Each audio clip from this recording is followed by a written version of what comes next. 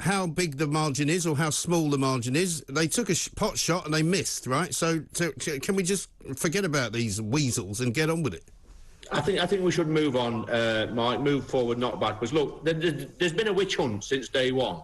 Since the day I got elected, the people, the press, especially the BBC, the mainstream media, have all been at it in for Boris. And then through the pandemic, they were just pecking at him continually, day in, day out. Yeah. And we've just had this final debacle where he's actually won the vote. And let's not forget that Boris got 14 million people in this country to vote for him at the general election, a massive mandate, 80-seat majority. And I'm always of the mind, regardless of what you think of Boris, whether he's doing right or wrong, it should be up to the British people to decide who the Prime Minister is of this country, not the people in this place here. They live in a bubble sometimes. They need to get out there in the real world, speak to some real people in real places, and let them make the decision, not these people sat here on 85 grand a year. Exactly right. And all these 148 people who think that they know better than the Prime Minister, you know, none of them have got an idea of what to actually do, have they? And I've not forgotten that a lot of them voted to remain in the European Union. Lots of them have never forgiven Boris Johnson. People like Roger Gale, who pops up every now and again on every channel you can find, has always been against Boris. He hates him. And, I mean, the idea that that's even news... it'd be news if Roger Gale decided he wanted him to stay. That would be a news story. Well, I'm like this, Mike. If there's anybody who wants to man up or woman up or whatever up and stand up and say, I want to be the Prime Minister, I want to challenge that person, here are my policies, here are the things that I believe in, here are the things that I want to put to the great British public, and I say, you know what, you might have an argument, but until that actually happens, then I say you need to pipe down a little bit and get behind the Prime Minister, because nobody likes a divided party. But if you're going to sneak about in the background, I'd say come out from the background, be a man or be a woman and tell us what you're all about. Yeah. Well, Jeremy Hunt made some bizarre attempt to do that over the last couple of days. Unfortunately, it turns out that he didn't have much of a clue. He thought Brexit was going to finish the government off, according to some tweets that Nadine Dorries put out. He also wanted to lock people up in quarantine hotels for 2 weeks if they had COVID. And let's not forget, he was in charge of the health service for quite a long time when an awful lot of problems were going on. Yeah, but it's not a great record. I mean, I don't like blue-on-blue attacks, but, you know, let's be clear. If these people are going to come out and say silly things, then perhaps they need to take a long, hard look at themselves. And, you know, I think Jeremy, I get on with him reasonably well. I think he's a good guy. But sometimes I think some of my colleagues are not living in the real world.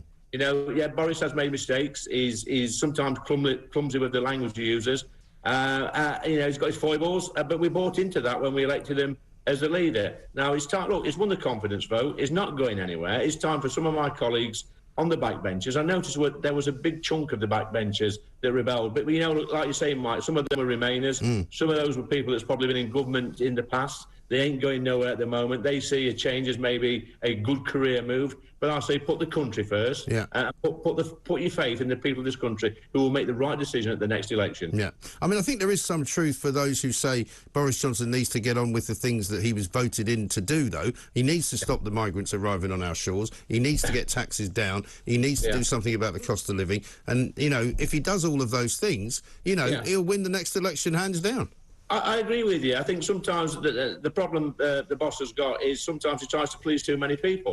And you know what? We need to deliver on the promises. You hit the nail on the head there, Mike, with the migrant crisis. Get that sorted. Get these culture wars sorted out. This trans debate that's going off, which is complete nonsense. Get all these things sorted, along with putting more money in people's pockets, cutting taxes, getting back to being a real Conservative government, not a socialist government. If it gets that right, and at the next election, I think we'll be fine. Absolutely right. Because, I mean, this week is Health Week, apparently, and we saw at the weekend that we were expecting to see Sajid Javid and Boris making some changes to the way the NHS works. I mean, a story today, which we're going to talk about in a little while, NHS have decided to remove the word woman from various pieces of literature about cancer of the ovaries. And you go, well, if that's the way you're going, guys, I'm not sure that's going to help with the waiting list problem.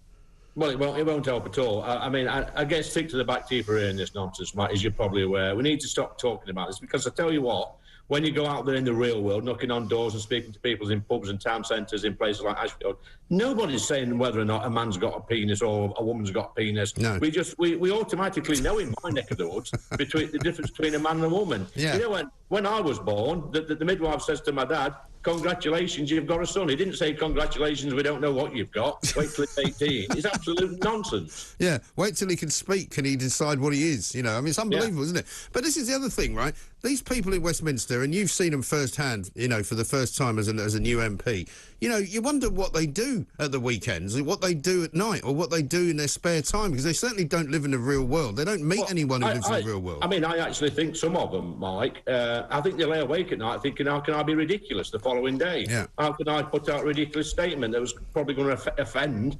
99.9% of the population, which is what they do. You're right, they don't live in the real world. They live on Twitter. Yeah. They live in the tea room here. They live in the little bubble and the social media bubble. They don't actually speak to real people. Right. And that's a big problem. And how important are these two big by-elections coming up? Because, I mean, it seems to me that the Tory party is kind of talking it all down and saying, well, you know, they're pretty much both lost, and we'll just move on from that. So it won't make things any worse for Boris Johnson. But it is a pretty bad state of affairs if you lose both of them.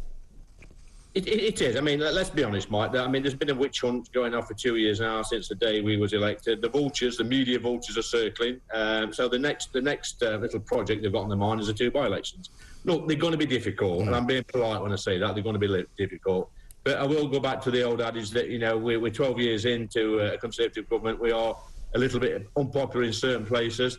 But the only election that counts is a general election. And normally, by-elections, they're overturned at the general election anyway. So probably we do need a kick up the backside every now and again. And we've had one in the past. But let's not forget, it wasn't that long ago that we was winning in Hartlepool, the by-election.